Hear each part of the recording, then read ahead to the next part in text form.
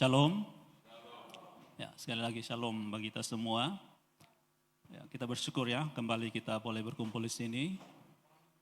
Di dalam segala pergumulan hidup kita, Tuhan masih izinkan kita untuk kembali ada, baik di rumah Tuhan di sini maupun di berbagai tempat di mana kita bisa beribadah secara online. Hari ini Bapak Mamo dan saudara semua, ya saya mengajak kita merenungkan sebuah tema gitu ya. Saya sebut ini seri 1 ya, berharap kita bisa mengikutinya bertahap untuk seri-seri berikutnya. Kiranya Tuhan berikan kepada kita kesempatan untuk itu. Yaitu dalam tema besar menghidupi hidup gitu ya. Dan hari ini kita akan membahas bagaimana menghidupi hidup itu ketika kita mengalami konflik dalam penderitaan. Gitu. Dan hari ini kita secara khusus melihat konflik dalam penderitaan itu di dalam bagian kecil itu pengharapan. Sebelum saya ajak kita untuk baca bagian firman Tuhan ya, saya memberikan satu pertanyaan, tapi perlu dipikirkan dengan serius itu. Yaitu, mengapa saya menjadi Kristen? Mengapa saya, mengapa Bapak Mama, saudara, teman-teman semua menjadi Kristen? Gitu. Ketika seseorang pernah bertanya pertanyaan ini, ada beberapa jawaban yang dia dapat. Yaitu yang pertama, ya karena orang tuanya Kristen. Atau mungkin karena lingkungannya Kristen. Berarti kalau misalnya orang tuanya bukan Kristen, dia tidak bisa jadi Kristen. Kalau dia tinggal di lingkungan yang bukan Kristen, dia tidak bisa jadi Kristen. Tapi apakah sesederhana itu? Mengapa Bapak Mama Saudara menjadi Kristen? Mengapa hari ini Bapak Mama Saudara ada di sini untuk beribadah kepada Tuhan Yesus? Mengapa? Pertanyaan yang kedua, apakah saya bisa memilih Kristus atau Kristus yang sudah memilih saya sebelum dunia dijadikan? Apakah kita bisa memilih dia menjadi Tuhan kita? Atau sebelum kita ada, dia sudah memilih kita? Tuhan pernah bilang kepada Yeremia, sebelum kau dijadikan, saya sudah memilih kamu.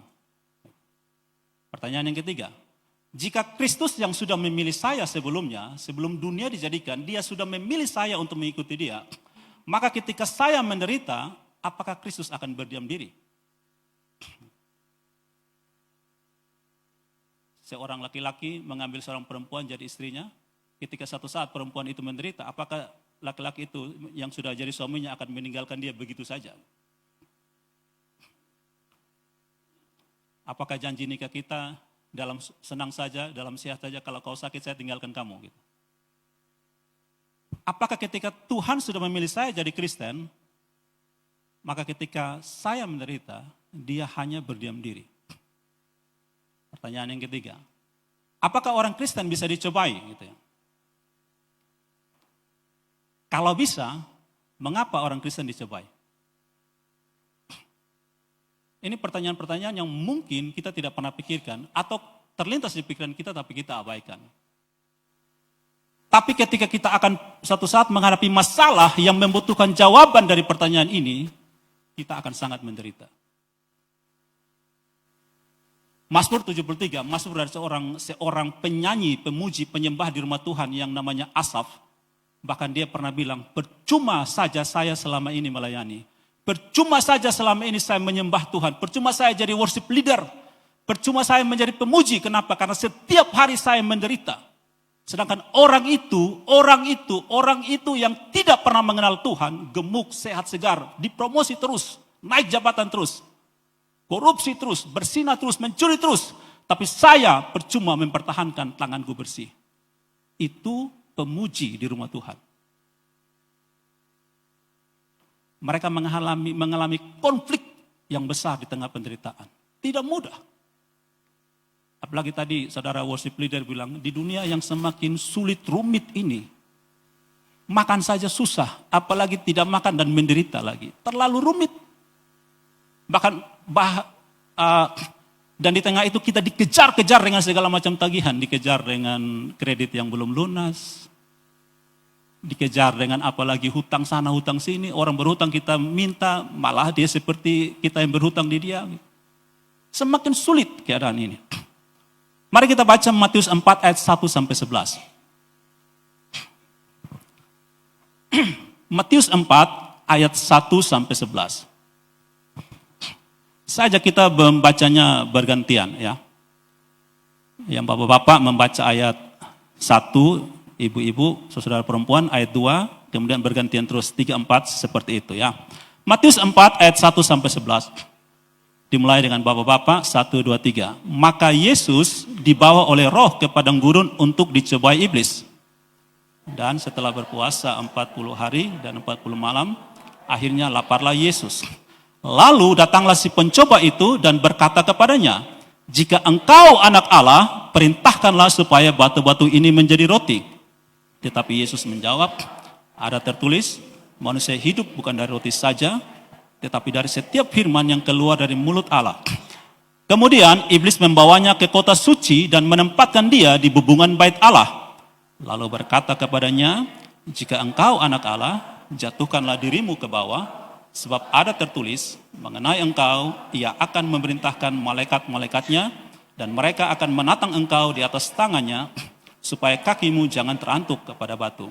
Yesus berkata kepadanya, ada pula tertulis, janganlah engkau mencobai Tuhan Allahmu. Dan iblis membawanya pula ke atas gunung yang sangat tinggi, dan memperlihatkan kepadanya semua kerajaan dunia dengan kemegahannya. Dan berkata kepadanya, semua itu akan kuberikan kepadamu jika engkau sujud menyembah aku.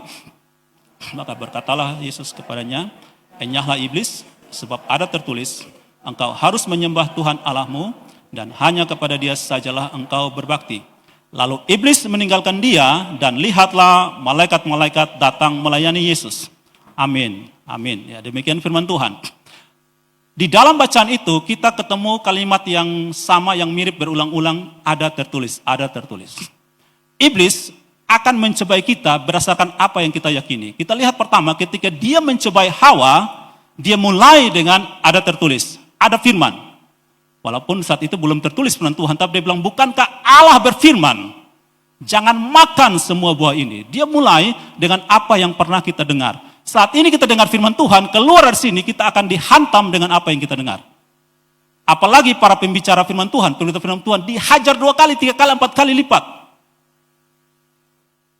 Jemaat saja dihantam, apalagi yang ngomong firman Tuhan itu.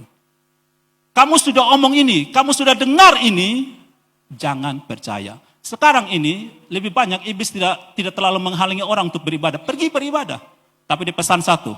Waktu mau masuk pintu gereja dipesan satu. Atau mungkin kalau dia agak terlambat kasih tahu pas pendeta mau naik khotbah dia bilang begini, jangan percaya. Itu omong kosong. Satu, dia omong begitu dia bikin. Yang kedua, lu dengar itu nanti di tengah-tengah dunia tidak sama seperti itu, jangan percaya. Karena itu sangat penting tidak hanya dengar tapi renungkan firman itu siang dan malam. Tuhan pesan kepada Yosua itu kunci keberhasilan. Bukan karena kekuatanmu, bukan karena kehebatanmu, bukan karena orang-orang hebat di sekitar kamu.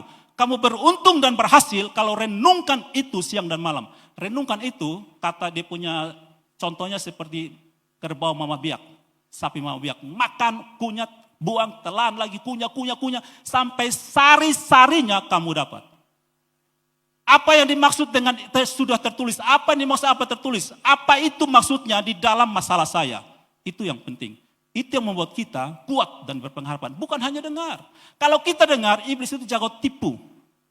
Siapa yang bisa lawan orang yang jago tipu?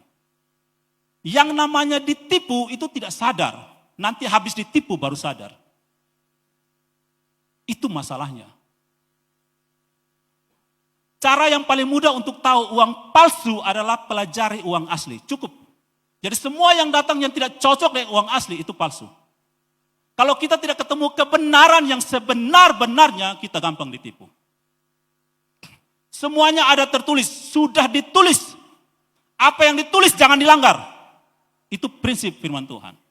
Berbeda dengan pendapat orang kebanyakan sekarang. Orang bilang begini, peraturan dibuat untuk dilanggar. Ini contoh. Ada tertulis di tembok, dilarang kencing di sini. Apa yang kita lakukan? Kencing di situ. Belum mau apa kalau kencing di sini. Lalu orang yang punya rumah tulis, dilarang kencing di sini sampai 100 meter ke sana. Apa yang orang lakukan? Dia jalan kaki dari tulisan itu 100 meter, dia kencing di situ. Besok diubah lagi. Yang kencing di sini hanya anjing. Apa yang dia lakukan? Dia kencing di situ gaya anjing. Nah, itulah kita. Terlalu kreatif untuk melanggar aturan, tapi tidak kreatif untuk taat aturan. Itu masalah kita. Kita punya kreativitas itu diatur di cara yang salah. Dari bacaan tadi setelah Yesus dicobai iblis dan dia menang, ayat ke-11, kalimat terakhir mengatakan begini, malaikat-malaikat Tuhan datang melayani dia. Itu artinya Yesus benar dan dia menang. Dia lakukan sesuai dengan kehendak Allah. Dia tidak kalah di dalam pencobaan itu. Yesus Kristus adalah Israel sejati. Saya ajak Bapak Mama semua, saudara semua, mari kita buktikan dari bacaan tadi, secara cepat saya ajak kita untuk melihat, membandingkan kisah ini, bahwa Yesus itu benar-benar Israel sejati, memulihkan status Israel di hadapan Tuhan. Saya mulai dengan cerita ini. Orang Israel berjalan 40 tahun di padang gurun. Mereka dicobai selama mereka ada di padang gurun, buktinya akhirnya mereka gagal. Yesus 40 hari, dia berpuasa di padang gurun, kemudian setelah dia berpuasa dia dicobai. Nah, ada cerita dalam Matius 3 ayat 15-17. Kalau yang mau baca silakan, tapi saya tidak ajak baca di sini, saya cuma menyampaikan intinya. Dalam Matius 3 ayat 15-17 itu diceritakan di situ peristiwa Yesus dibaptis oleh Yohanes Pembaptis. Setelah Yesus keluar dari air, ada suara berkata, inilah anakku yang kukasihi, kepadanya lah aku berkenan. Nah, Yesus disebut anak Allah yang berkenan di hadapan Allah. Kalau sekarang kita sedang membandingkan dengan kisah Israel ya. Dalam Keluaran 4 ayat 22, di situ ditulis, maka ini Tuhan perintahkan kepada Musa, sampaikan kepada Firaun. Maka engkau harus berkata kepada Firaun, beginilah firman Tuhan, Israel ialah anakku, anakku yang sulung. Biarkanlah anakku pergi untuk beribadah kepadaku. Ada yang sebut Israel anak Tuhan yang sulung, anak Allah yang sulung, anakku yang sulung, Yesus anak Allah. Nah, itu cerita ya waktu Yesus telah dibaptis. 1 Korintus 10 ayat 2, Paulus menuliskan kepada jemaat di Korintus, untuk menjadi pengikut Musa, mereka semua telah dibaptis dalam awan dan dalam laut. Jadi setelah Israel keluar dari tanah Mesir, dibebaskan, pertama-tama mereka menghadapi laut Teberau. Tujuannya untuk apa? Untuk dibaptis di situ. Untuk menjadi pengikut Musa, mereka harus dibaptis. Yesus sebelum dia masuk ke dalam pencobaan di padang gurun, dia dibaptis. Dan dia dipimpin oleh Roh Allah untuk menggenapi sehingga dia benar-benar memulihkan status Israel menjadi anak Allah. Dan sekarang bagi kita siapa yang percaya kepada dia, menjadi anak-anak Allah. Semua ayat yang dipakai itu yang berikut, semua ayat yang dipakai oleh iblis untuk mencoba Yesus, semua itu dikutip dari peristiwa di padang gurun. Kita mulai yang pertama. Ya. Pencobaan yang pertama tentang makanan. Tentang makanan, saat itu Yesus lapar, iblis datang mencoba dia tentang makanan. Iblis mengatakan kepada dia, kalau kita baca ya teks Indonesia itu mengartikan jika engkau anak Allah. Tapi artinya sebenarnya bukan jika engkau. Teks asli dia mau bilang begini, karena engkau anak Allah. Karena engkau anak Allah, ubah batu ini jadi roti. Kau kan punya kuasa, kau anak Allah, kau punya kuasa, ubah, lalu makan. Lalu Yesus menjawab dengan mengutip Ulangan 8 ayat 3. Tentang bagaimana Allah memberikan mana kepada orang Israel supaya apa? Supaya mereka tahu bahwa manusia hidup bukan dari roti saja. Tapi dari setiap firman yang diucapkan dari mulut Allah. Pencobaan yang kedua, meloncat dari hubungan bait Allah. Iblis mengutip ayat yang dulu waktu masa Covid orang sering kutip, Mazmur 91. Mazmur 91 itu adalah doa Musa, dimulai dari Mazmur 90 sampai 91. Doa Musa. Iblis kutip, loncat. Karena ada tertulis, malaikat-malaikat akan diperintahkan untuk menatang engkau supaya kakimu jangan terantuk ke batu. Yesus mengutip peristiwa di Masa dan Meriba. Peristiwa di Masa apa yang terjadi? Ketika orang Israel kesulitan air, mereka marah dengan Musa. Lalu Musa bilang, kenapa kau mencobai Tuhan? Ayat 7 dari Keluaran 17, ayat 7 dikatakan, dinamailah tempat itu Masa dan Meriba, oleh karena orang Israel telah bertengkar, dan oleh karena mereka telah mencobai Tuhan dengan mengatakan, adakah Tuhan di tengah-tengah kita atau tidak? Itu soal pencobaan. Pencobaan yang ketiga tentang menyembah Tuhan. Tentang menyembah Tuhan ini iblis bilang, sembahlah aku, maka semua ini aku berikan kepadamu. Yesus mengutip peristiwa dalam Keluaran 32 ayat 1. Itu cerita di mana Musa menurut Harun dan orang Israel, Musa mengulur-ulur waktu terlalu lama di atas Gunung Sinai. Mereka marah, lalu mereka bilang kepada Harun, buat bagi kami Allah yang memimpin kami dari sini. Mereka menyembah ilah yang lain. Yesus gunakan konteks itu untuk berkata dalam Matius 4 ayat 10, "Nyala iblis, sebab ada tertulis, engkau harus menyembah Tuhan Allahmu, dan hanya kepada Dia sajalah engkau berbakti." Semua ini terjadi cocok 100%. Apakah ini kebetulan? Ini bukan kebetulan. Israel yang pertama sudah gagal, anak kesayangan Allah sudah gagal, Allah mengutus Israel yang kedua, Israel yang sejati, Yesus Kristus. Seperti di Roma dikatakan, Adam yang pertama sudah gagal. Sehingga semua keturunan Adam itu menjadi berdosa. Allah mengutus Adam yang kedua, yang tidak gagal, supaya siapapun yang percaya kepada Dia beroleh hidup yang kekal. Sehingga ketika Yesus di atas kayu salib, Dia berkata, "Tetelestai, sudah selesai. Semua tuntutan yang harus orang taati untuk dibenarkan sudah dipenuhi." Sehingga siapa yang percaya kepada Dia beroleh hidup yang kekal. Nah, menurut saya pencobaan yang kedua yang Yesus alami, menurut saya itu bukan hal yang mudah. Itu sangat-sangat sulit. Di dalam cerita bahwa iblis bilang kepada Yesus, "Loncat, loncat, kamu pasti ditolong." Nah, kita lihat ya, kenapa sulit? Satu, Yesus itu Dia Allah. Dia Allah yang menjelma menjadi manusia. Dia firman Allah yang menjelma menjadi manusia. Yang kedua, waktu Dia keluar dari air setelah baptisan, ada suara Allah berkata, "Inilah anakku yang kukasihi, anak yang kukasihi, kepadanya lah aku berkenan." Pertanyaannya, kalau Yesus loncat, kira-kira Allah Bapa tolong Dia atau tidak? Pasti ditolong. Karena Dia anak Allah yang sangat dikasihi gitu. Tapi kenapa Yesus tidak meloncat?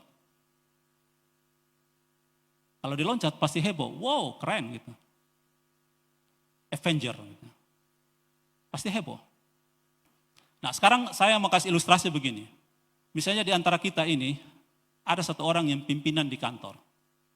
Lalu di atas dia ada pimpinan lagi. Dan pimpinannya dia itu sangat-sangat dekat dengan Bapak Mama dan Saudara sebagai pimpinan.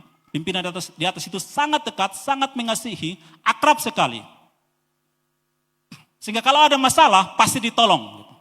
Nah sekarang, Bapak Saudara sebagai pimpinan punya satu keinginan, tetapi ketika mau penuhi tidak ada uang. Punya satu peluang, korupsi. Dan kalaupun korupsi, pasti akan ditolong oleh pimpinan saudara. Tidak akan ada masalah, semua akan aman. Pertanyaannya, korupsi atau tidak? Itu bukan hal yang mudah. Kita mungkin katakan, saya tidak akan korupsi. Tapi keinginan itu begitu mendesak gitu. Dan tidak akan ada masalah kalau korupsi. Itu bukan hal yang mudah. Misalnya ada yang sakit. Dokter sudah tidak bisa tolong. Doa-doa rasanya Tuhan tolong terlalu lama. Ada peluang. Pakai saja itu dukun, selesai, sembuh. Mau pakai atau tidak? Kalau tidak pakai, menderita. Itu bukan hal yang mudah. Yesus tahu kenapa Yesus tidak meloncat. Karena kalau dia meloncat itu namanya mencobai Allah. Apa itu mencobai Allah? Mencobai Allah adalah kita tahu bahwa Allah akan menolong, tapi kita masih pertanyakan. Sudah tahu Allah akan pelihara kita, sudah tahu Yesus katakan jangan khawatir, sudah tahu semua akan Dia penuhi, semua kekurangan akan Dia cukupkan bagi kita.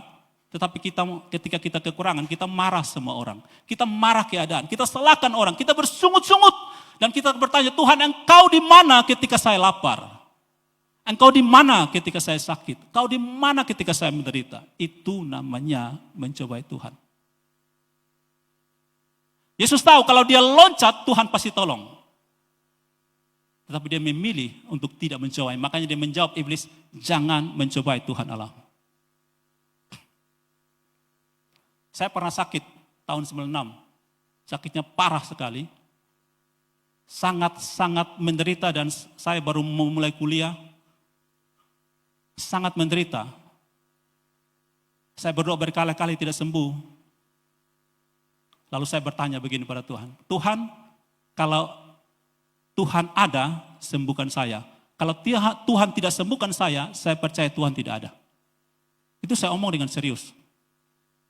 Karena sangat menderita. Tapi tidak sembuh-sembuh juga. Ternyata Tuhan memilih untuk tidak sembuhkan saya waktu itu. Tapi Tuhan memilih untuk mengubah cara pandang saya tentang Tuhan. Akhirnya melalui satu peristiwa, Tuhan sadarkan saya ketika saya membaca satu buku kecil tentang kesaksian. Satu anak gadis yang umur 9 tahun sakit lumpuh. Dia bersaksi, Tuhan itu baik. Meskipun saat ini saya tetap duduk di kursi roda, Tuhan tetap baik bagi saya. Saat itu saya menangis hampir 1 jam. Lalu saya berdoa begini, seperti ada satu suara ajar saya doa yang baru. Tuhan, kalau Tuhan tidak mau sembuhkan saya, kalau Tuhan mau saya mati dikuburkan dengan penyakit ini, saya terima Tuhan. Tapi saya minta di Tuhan satu hal, jangan biarkan penyakit ini menghalangi saya untuk melayani Tuhan dan melayani sesama. Saya rindu melayani Tuhan, saya rindu melayani sesama. Tuhan izinkan penyakit itu untuk mengubah cara pandang saya tentang Tuhan dan tentang kehidupan. Bukan soal sembuh atau tidak sembuh. Bagi Tuhan terlalu kecil untuk sembuhkan orang. Hanya dengan satu kata saja orang bisa sembuh. Tetapi untuk mengubah cara pandang kita tentang Tuhan itu perlu penderitaan. Berada dalam pencobaan itu bukan hal yang mudah. Sangat berat, super berat. Kita pernah dengar cerita tentang Ayub. Ayub itu dia tetap setia ketika segala-galanya diambil dari dia. Hanya dia seorang diri. Tinggal dia istri bilang kutuk Tuhan dan mati sudah. Tinggal dia sendiri. Kita tahu bahwa dia tetap setia. Dia bilang Tuhan yang memberi, Tuhan yang mengambil, terpujilah nama Tuhan. Tapi kalau kita baca di dalam Ayub 3 ayat 11. Ayub 3 ayat 11, Ayub pernah sampai berkata begini. Mengapa aku tidak mati waktu aku lahir? Atau binasa waktu aku keluar dari kandungan? Bahkan dia pernah mengutuk hari ke harinya. Kenapa? Karena dia sangat-sangat menderita. Coba kita ambil cerita Ayub dalam diri kita. Kita punya segala-galanya. Orang terpandang di NTT, kaya raya, semuanya ada. Tiba-tiba dalam 1 hari selesai semua. Ayub sampai bilang, Tuhan, kenapa waktu itu beta sone mati saja waktu mama melahirkan beta. Terlalu menderita. Ada cerita tentang Petrus. Petrus itu orang dalamnya Tuhan Yesus. Lingkaran satu. Yesus pernah bilang pada Petrus, malam ini juga kamu akan dicobai oleh iblis. Tapi saya sudah berdoa bagimu Petrus. Setelah engkau sadar, setelah engkau insaf, tolonglah saudara-saudaramu, kuatkan hati saudara-saudaramu. Yudas Iskariot, orang dalamnya Tuhan Yesus.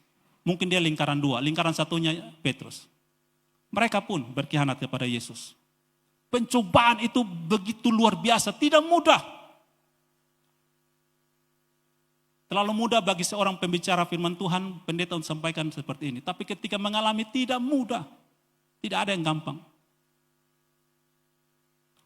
Hanya karena kasih karunia Allah kita bisa kuat bertahan.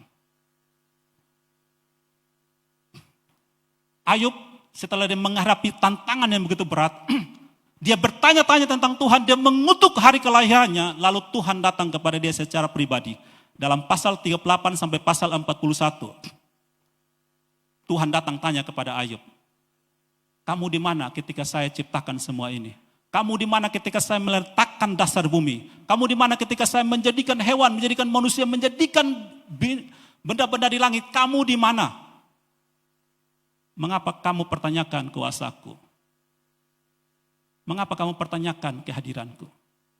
Dari situ maka muncul Ayub 42 ayat 5. Dia berkata, hanya dari kata orang saja aku mendengar tentang engkau.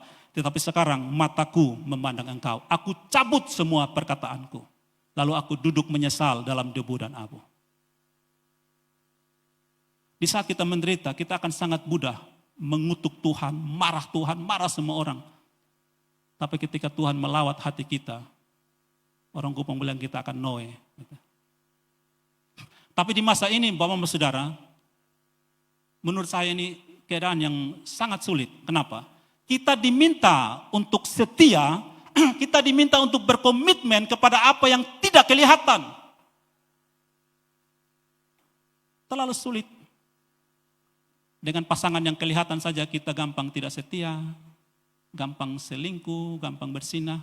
Dengan pimpinan yang kelihatan saja kita tidak setia. Dengan kawan-kawan semua yang kelihatan saja kita tidak setia. Apalagi komitmen setia kepada yang tidak kelihatan. Sekarang kita mengenal Tuhan dari mana? Dari firman Tuhan, Alkitab yang kita baca. dari orang-orang yang menyampaikan firman Tuhan, tapi tidak secara audible, tidak dengar langsung di telinga kita. Kalau Ayub, Tuhan bicara kepada dia, dia dengar. Tapi kita, mungkin mau dibilang hampir kebanyakan kita tidak dengar langsung Tuhan bicara, kita hanya baca firman Tuhan. Kalau kita diminta komitmen, setia kepada itu, tidak mudah. Lalu iblis datang tawarkan dengan ini yang kelihatan, ini kelihatan. Bapak Mama Saudara, kita manusia ini, kita punya berapa indera? 5 indera, betul ya? Pendengaran, penciuman, apalagi? Meraba, apalagi? Rasa, segala macam. Tapi dari 5 itu, 2 indera yang mengambil informasi terbanyak adalah mata dan telinga.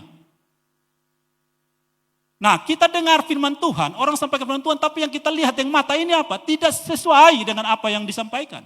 Yang kita dengar apa? Berita-berita hoax yang tidak benar. Lalu kita dibilang percaya, setia kepada apa yang tidak kelihatan. Itu kan tidak mudah. Itu konflik besar dalam diri kita. Tetapi tidak ada pilihan lain. Setia sampai akhir. Itu bukan hal yang mudah. Tetapi justru di dalam konflik itu karakter kita dibentuk.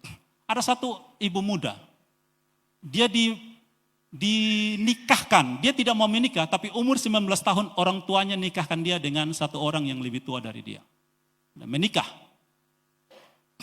Hidupnya baik-baik saja, sekian tahun, mungkin sekitar 10-11 tahun. Lalu tiba-tiba di tahun ke-10 ke-11 itu, dia dengan suaminya dengan kendaraan, jalan-jalan alami kecelakaan. Ketika alami kecelakaan, tabrakan, suaminya lari keluar dari mobil, kasih tinggal dia.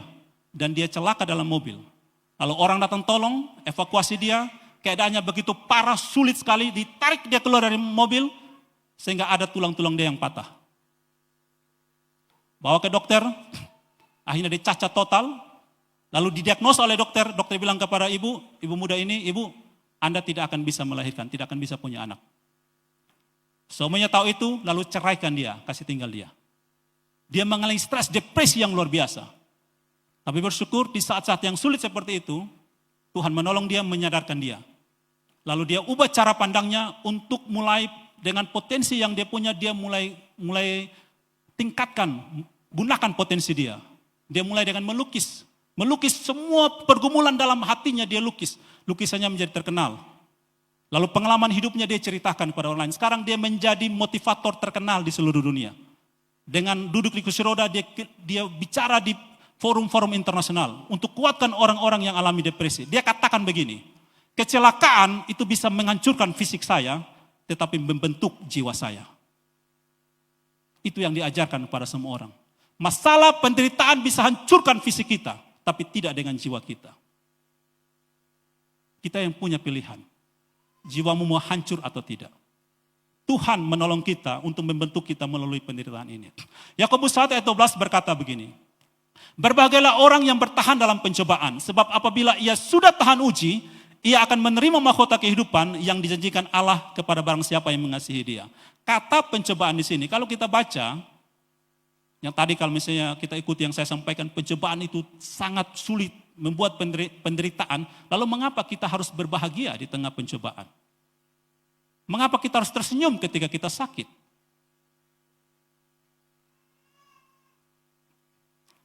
Kata pencobaan di situ dari bahasa Yunani pirasmos. Pirasmos itu artinya begini, ditempatkan untuk pembuktian.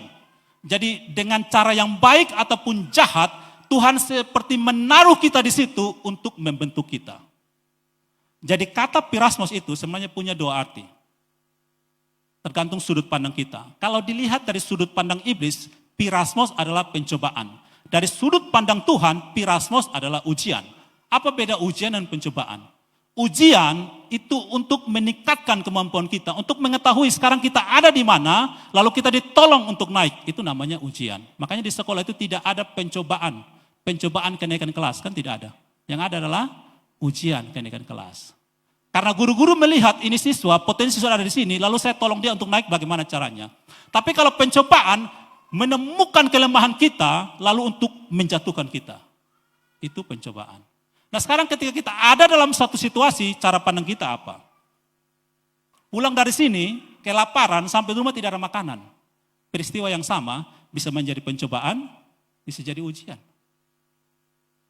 Kalau kita tukang mengomel, marah semua orang, maka itu menjadi pencobaan. Semua orang salah habis. Yang tidak salah juga disalahkan, itu pencobaan. Tapi kalau kita bilang, oh Tuhan sedang menguji saya, Tuhan terima kasih. Tuhan ajarkan saya untuk bagaimana berpuasa. Kita bersyukur. Puasa itu sehat, intermittent water fasting, sekarang lagi terkenal. Bersyukur. Cara pandang kita. Kita mau berdiri di posisi iblis, atau berdiri di posisi Tuhan untuk melihat keadaan yang kita hadapi. Pirasmos. Mari kita baca Roma 5 ayat 3-5. Roma 5 ayat 3-5, firman Tuhan berkata seperti ini. Dan bukan hanya itu saja, kita malah bermegah juga dalam kesengsaraan kita, karena kita tahu bahwa kesengsaraan itu menimbulkan ketekunan, dan ketekunan menimbulkan tahan uji, dan tahan uji menimbulkan pengharapan. Dan pengharapan tidak mengecewakan karena kasih Allah telah dicurahkan di dalam hati kita oleh Roh Kudus yang telah dikaruniakan kepada kita. Mari kita perhatikan baik-baik. Kita tahu bahwa pengharapan itu sangat penting dalam hidup. Pengharapan sangat penting. Banyak orang menyakiti diri, banyak orang stres, depresi, bahkan bunuh diri, bukan karena kekurangan uang, bukan karena kekurangan makanan, bukan karena tidak punya rumah, tapi karena tidak punya pengharapan. Hilang pengharapan itu masalah besar dalam hidup. Kalau sekarang saya tanya kepada Bapak Mama Saudara yang ada di sini, apakah Bapak Mama Saudara punya pengharapan? Pasti punya. Tapi saya mau uji. Kalau Bapak Mama tidak melewati tahapan ketekunan dan tahan uji, maka itu bukan pengharapan. Kalau kita bilang begini, saya berharap besok saya beli mobil. Saya berharap. Tapi tidak bertekun dan tidak tahan uji di dalam proses itu belum pengharapan. Itu masih hanya ambisi, obsesi, emosi, ilusi. Dan segala yang berbau si di belakang itu. Alkitab tadi katakan bahwa pengharapan itu bukan ada di depan. Pengharapan itu ada di mana? Di belakang. Dimulai dengan sengsara, menderita, lalu apa? Penderitaan, kesengsaraan itu menimbulkan ketekunan. Tekun menimbulkan tahan uji kata lainnya karakter. Dari karakter menimbulkan pengharapan. Pengharapan seperti itu yang membuat para martir, para rasul, berani mati demi Yesus walaupun tidak lihat Yesus. Berharapan di tengah Kolosium itu, dimakan oleh singa tapi tetap menyanyi memuji Tuhan. Itu pengharapan. Sekarang masing-masing uji diri sendiri. Saya punya pengharapan atau tidak? Jangan ada masalah sedikit bilang saya punya pengharapan. Masalah sedikit marah orang. Masalah sedikit maki-maki orang. Itu bukan pengharapan. Tahan uji, tekun di situ, tekun. Tekun itu kata lainnya keras kepala. Itu sama dengan tekun. Kalau kita lihat satu anak main lompor di situ, kita bilang, hei berhenti main lompor. Lalu kita bilang apa? Lu ini keras kepala. Itu sisi negatifnya. Tapi coba dia belajar seharian, kita bilang keras kepala, dia tekun belajar. Sama. Itu sama dengan pencobaan atau ujian. Cara pandang kita lihat di mana. Kalau kita tidak keras kepala di tengah penderitaan dengan tetap setia kepada Tuhan, keras kepala percaya Tuhan, kita jadi tahan uji, tough. Karakter kita terbentuk, maka pengharapan kita tidak akan mengecewakan. Tapi kalau masalah sedikit marah, kamu punya pengharapan akan mengecewakan kamu. Kamu akan menyesal, kamu akan malu karena pengharapan kamu. Karena kamu berharap, tapi tidak dapat.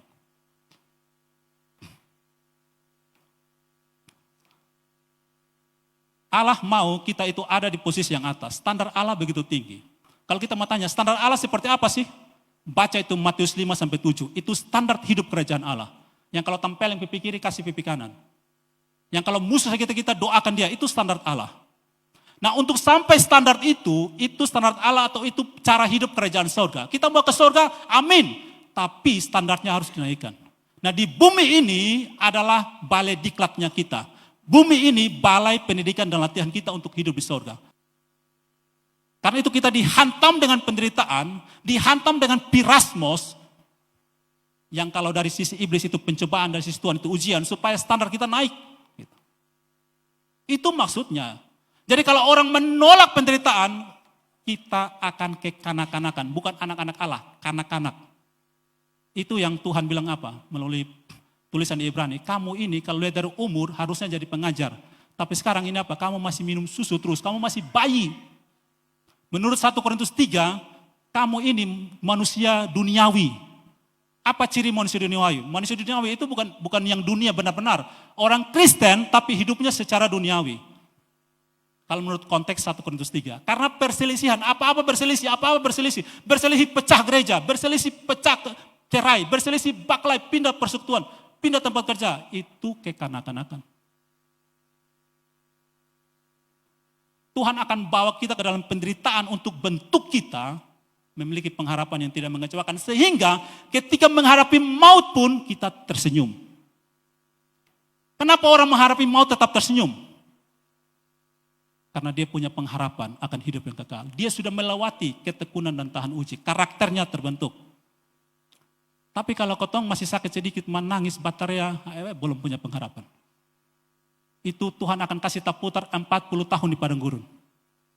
Lalu sebagian mati di padang gurun. Saudara, konflik dalam penderitaan itu bukan hal yang mudah. Saya sampai ke bagian akhir dari penyampaian firman Tuhan ini. Ada banyak alasan orang menderita. Di sini saya mau sampaikan ada dua saja. Yang pertama, orang menderita karena taat kepada firman Tuhan. Saya memilih taat kepada firman Tuhan, karena itu saya menderita. Jika ada yang menyakiti kita, ampuni. Ampuni mereka yang menyakiti kita. Belajar punya prinsip begini. Kalau ada orang yang menyakiti saya punya 1000 alasan untuk membenci dia, karena saya tidak salah. Saya tidak salah. Yesus pernah tanya orang yang tampar dia. Kalau saya salah, tunjukkan kesalahan saya. Tapi kalau saya benar, kenapa kamu tampar saya? Kita punya alasan untuk membalas orang. Tetapi kenapa kita tidak balas dia? Bukan karena apa yang dilakukan kepada kita, tetapi karena siapa saya. Saya punya alasan untuk balas kamu karena saya tidak salah. Tapi saya tidak mau balas kamu, kenapa? Karena saya anak Allah. Allah saya perintahkan saya, ampuni orang yang bersalah kepadamu. Itu standar hidup kerajaan Allah. Karena itu kita menderita. Kan enak kalau orang tampar kita tampar balas, selesai. Mau sampai pengadilan pun, kau dia tampar beta duluan. Selesai. Tapi saya tidak akan menampar kamu, karena saya memilih taat kepada Tuhan saya. Ada satu kisah nyata yang saya nonton videonya belasan tahun yang lalu. Ini terjadi di Bogor atau Bandung, saya lupa. Mungkin ada yang nonton film ini. Satu suami istri masih muda punya anak perempuan satu-satunya, tidak ada yang lain. Tanpa alasan anak perempuan ini dibunuh. Mamanya ini benci luar biasa dengan pembunuh. Tapi bapaknya bilang, ma ampuni mereka. Dia bilang tidak bisa. Tidak ada alasan saya untuk mengampuni orang itu. Lalu singkat cerita mereka ketemu dengan pembunuh ini di rumah sakit. Mamanya itu begitu marah luar biasa, tapi bapaknya selalu bilang ampuni, ampuni, ampuni. Waktu ibunya ini, mamanya ini punya amarah begitu besar. Mamanya cerita, dia kasih kesan begini, tiba-tiba seperti ada aliran sungai yang mengalir di hati, begitu sejuk, tenang, sejuk sekali. Akhirnya dia memilih, saya ampuni. Mengampuni itu tidak mudah. Hanya mungkin dilakukan oleh orang yang hatinya sudah menerima pengampunan itu. Makanya Yesus bilang kepada orang Farisi yang mengkritik perempuan yang membasuh kaki Yesus. Orang yang sedikit diampuni, sedikit berbuat kasih. Orang yang banyak diampuni, banyak berbuat kasih. Itu yang pertama. Menderita yang kedua karena begini Bapak Mama Saudara. Ini fakta. Yesus bilang begini dalam Matius. Aku mengutus kamu seperti anak domba ke tengah-tengah serigala. Bukan domba, anak domba. Sekarang, beta bertanya Bapak Mama semua. Apa yang bisa diharapkan anak domba di tengah serigala? Bisakah anak domba ini dibunuh itu serigala? Omong kosong, tidak mungkin. Tidak mungkin. Lalu apa yang terjadi? Hanya satu, anak domba jadi santapan serigala. Dan itu yang Tuhan mau. Saya kasih tahu, apa maksud itu yang Tuhan mau. Yesus itu anak domba atau bukan? Anak domba Allah, amin. Ketika anak domba Allah itu disembelih, darahnya ditumpah, lalu serigala-serigala itu minum darah anak domba, mereka menjadi apa? Anak domba Allah. Bapak mengerti ilustrasi ini? Ketika serigala itu meminum darah anak domba itu, mereka menjadi pengikut Allah. Yang Allah mau ketika dia bawa kita ke tengah-tengah penderitaan, biarkanlah serigala itu menikmati penderitaanmu, yaitu penderitaan yang tetap setia kepada Tuhan. Maka ketika mereka melihat kesetiaanmu, kenapa orang ini sakit parah tapi tetap memuji Tuhan?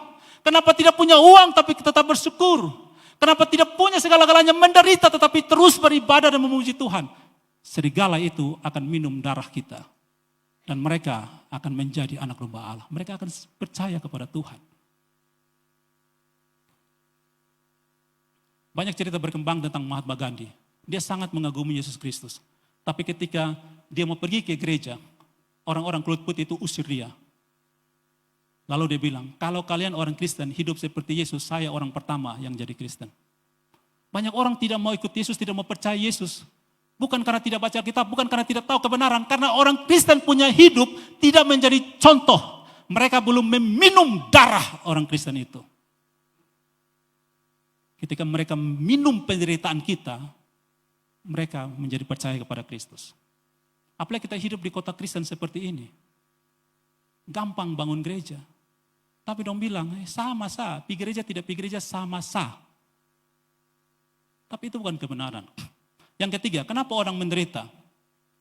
Ketika dia ada di tengah-tengah serigala, serigala itu akan membuat dia untuk tidak bisa berdoa. Susah untuk berdoa. Efesus 6 bilang penguasa-penguasa udara itu akan hantam kita sehingga ketika kita menderita kita akan lebih mudah fokus kepada penderitaan daripada doa itu. Kita akan pikir aduh Tuhan, perut lapar, aduh perut keroncong, aduh kepala sakit. Kita susah untuk berdoa. Iblis serigala itu akan bikin tak putar di kita pun kepala dengan berbagai macam masalah. Kita tidak fokus, kita tidak menikmati doa itu.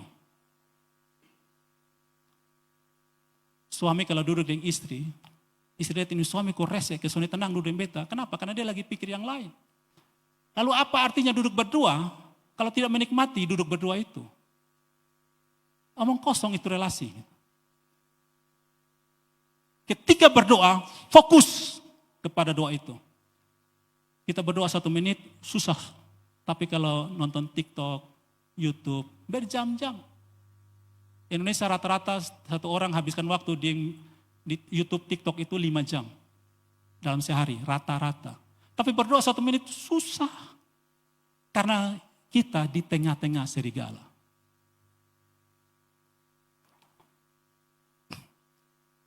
Mari kita belajar untuk fokus kepada Allah kita yang hadir bersama-sama dengan kita.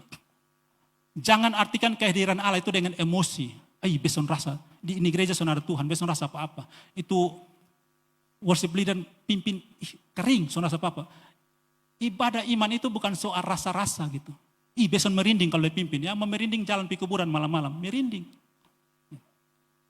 Jadi ibadah menyembah itu bukan soal merinding-merinding, jatuh-jatuh, bukan.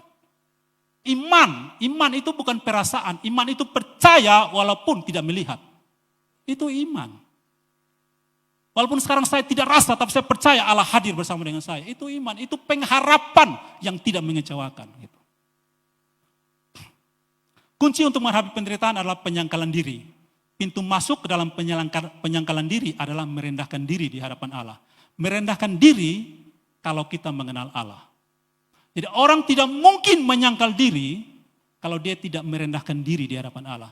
Orang tidak mungkin merendahkan diri di hadapan Allah kalau dia tidak mengenal Allah. Pulang dari sini kita ke rumah, sampai rumah ada makanan, kita makan. Tuhan saya bersyukur, banyak orang saat ini tidak bisa makan seperti saya, tapi saya bisa makan. Itu bukan doa syukur. Tuhan saya tidak layak untuk makan ini. Saya tidak pantas, saya orang berdosa. Tapi saya bersyukur saya yang berdosa ini, Tuhan beri anugerah untuk saya bisa makan. Itu bersyukur. Banyak orang bersyukur karena orang lain menderita. Itu bukan syukur. Itu namanya kamu bersenang-senang di atas penderitaan orang. Kita tahu kita tidak pantas, tidak layak di hadapan Tuhan, tapi Allah melayakkan kita. Kita belajar dari Tuhan Yesus bagaimana dia menerapkan firman Tuhan di dalam masalah dia. Di dalam pergumulan, pencobaan yang dihadapi. Jadi Bapak Ibu Saudara, cara kita menerapkan firman Allah adalah setelah kita keluar dari sini atau setelah kita selesai doa ini, selesai ibadah ini, masalah apapun yang kita hadapi, Ukur nilai itu dengan firman Tuhan. Apa kata firman Tuhan tentang masalah saya? Apa kata firman Tuhan tentang kesenangan yang saya hadapi? Uji itu dengan firman Tuhan. Itu namanya seperti ada tertulis. Orang tawarkan saya kerja. Tuhan, memang saya lagi bergumul untuk pekerjaan. Tapi setelah saya tanya-tanya, ini pekerjaan ini hari Minggu juga kerja. Kerja sampai tengah malam, jam 10-11 malam. Saya tidak punya waktu. Pekerjaan itu Tuhan yang kirim atau setan yang kirim untuk saya. Setan kasih saya pekerjaan supaya saya tidak bisa pikir Tuhan. Seperti cara Firaun buat supaya orang Israel tidak minta beribadah kepada Tuhan adalah tambahkan pekerjaan bagi mereka. Supaya mereka jangan pikir soal beribadah. Habis waktu yang kerja, sudah capek, tidur. Tak usah ibadah lagi. Doa pun tidak nikmati. Doa hanya seperti laporan komandan upacara kepada inspektur upacara. Selesai. Itu pekerjaan dari iblis. Hati-hati. Iblis juga bisa tawarkan. Iblis datang kepada Yesus. Saya tawarkan kamu berkat, mau atau tidak? Saya tawarkan kamu kuasa. Saya tawarkan kamu kejayaan, kemenangan. Mau terima atau tidak? Hati-hati. Yang jomblo-jomblo, bertahun-tahun bergumul tidak dapat. Tiba-tiba ada yang baik, yang senyum. Yang 2 minggu lalu Om Billy masih cerita di sini. Habis dia dapat, dia tendang kamu kasih keluar. Selesai. Uji, itu di harapan Tuhan. Supaya setelah kita bertekun dalam kesengsaraan, menghasilkan ujian, tahan uji karakter, maka kita akan punya pengharapan yang tidak mengecewakan. Dan setelah kita sudah bertobat, ajak orang lain untuk beribadah pada Tuhan. Suami ajak istri, istri ajak suami, ajak anak, ajak orang tua untuk beribadah.